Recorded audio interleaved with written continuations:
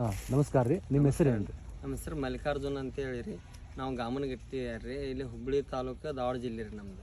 ಫಲಾಟೆಕ್ ಜೊತೆ ಕೆಲಸ ಮಾಡಕತ್ತೆ ಎಷ್ಟು ದಿನ ಆಯ್ತು? ಒಂದು 4 ರಿಂದ 5 ತಿಂಗಳಾಯ್ತು ರೀ. ಫಲಾಟೆಕ್ ಈಗ ಫಲಾಟೆಕ್ ಜೊತೆ ಕೆಲಸ ಮಾಡೋದು ನಿಮ್ಗೆ ಏನೇನು ಅನುಕೂಲ ಆಗೈತೆ ರೀ?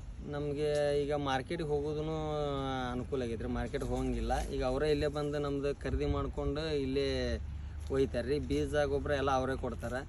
ಈಗ ಅವರು ಮತ್ತು ಡೈಲಿ ಹಾರ್ವೆಸ್ಟಿಂಗ್ ಹೇಳ್ತಾರೆ. ಬೆಳಿಗ್ಗೆ 10 ಗಂಟೆ ಅಂದ್ರೆ ನಾವು ಹಾರ್ವೆಸ್ಟ್ ಕೊಡ್ತೇವೆ ರೀ ಅವ್ರಿಗೆ.